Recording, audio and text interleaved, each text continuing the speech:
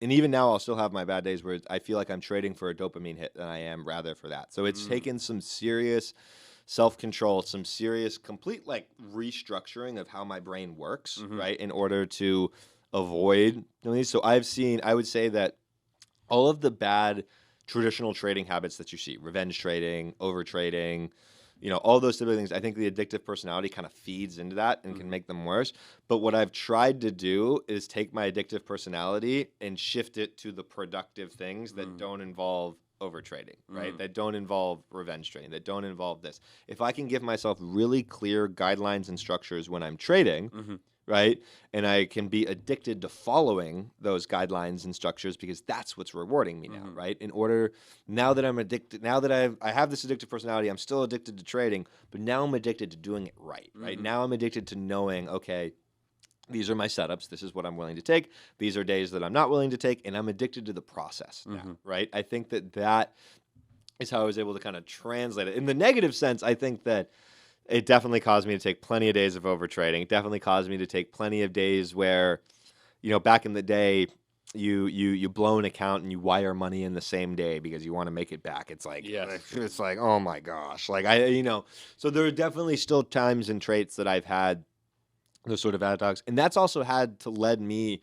I do some very specific things in order to keep my profit safe, in order to keep my habits safe, right? Like I have very strict rules and discipline because I know that no matter how good you are as a trader, I can't tell you how many people I know who made a bunch of money in 2020, 2021, 2022, and 2023, and then I've now at zero, right? Because no matter how far you've gotten, there's still this threat of going on tilt and having one bad day to completely wipe you out. For me, it happens every year. I'll have a day where I don't try to avoid it, but it'll always happen every once a year where I'm like, man, I can just feel I'm in that zone where it's a terrible, where it's like, you just keep averaging down or you just keep doing that. And for me, there's always those days where the addictive personality, the downside will kind of come back into play. But the best thing that I've thought of to do is be like, okay, how can I become addicted to the process, right? So for me, that becomes waking up early every single day. Waking up early, I do a cardio workout. There's this image where they look at a human's brain after sitting still and a human's brain after walking for 20 minutes. It's night and day. The activity levels, your alertness, all that. So now I have this strict morning routine, and if I'm able to follow that every day and be addicted to the following of that process, as soon as the market opens or as soon as I'm willing to take trades, it becomes a lot easier for me to follow my rules, right? Like I followed all the rules I had pre-market. Now it's time to follow the rules once the market opens, right? And I think, I would say being addicted to the process. Being addicted to the process is transitioning my addiction from dopamine hits to process. Interesting. And was there anything in particular that helped you bridge that gap?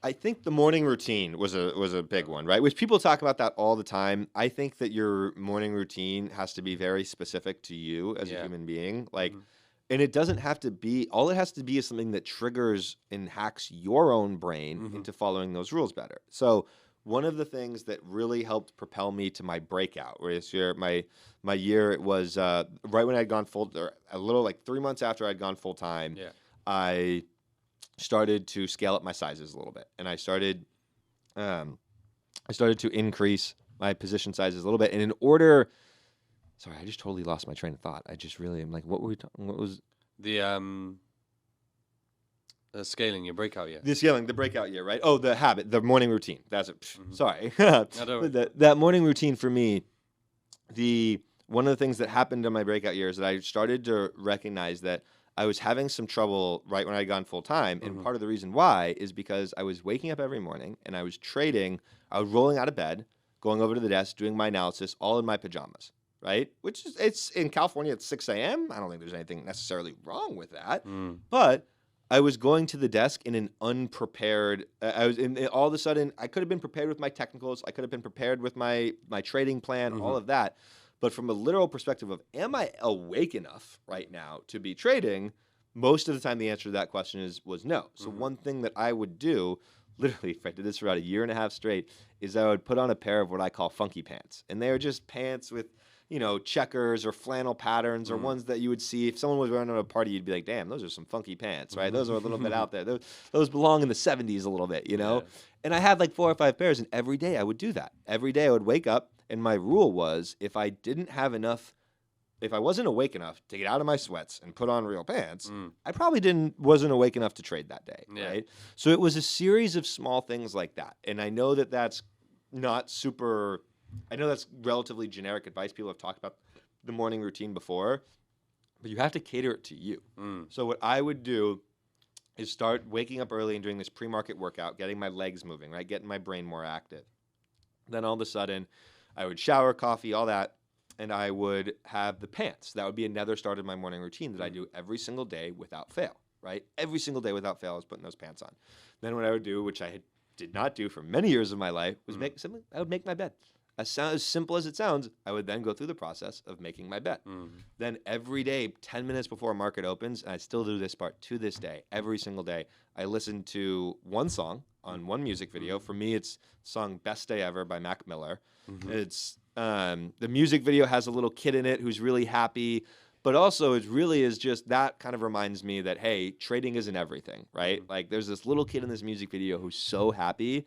No matter what I do today, I'm in a good spot, right? Like this is not life or death. As much as it might feel like that when you're in the trying to get there stages, it's not life or death. And so that song to me kind of reminds me of that. And then the title of it being Best Day Ever reminds me to try, hey, make this the best day ever, right? Like try and make this a good day. Whether your plan fails, whether it works, try and make this a good day, right?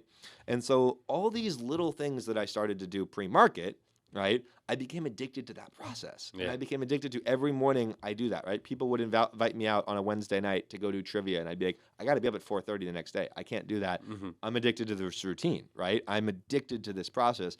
And as soon as I found myself addicted to that routine, the minute that routine became an everyday thing for me, my consistency was already there, but my scaling was like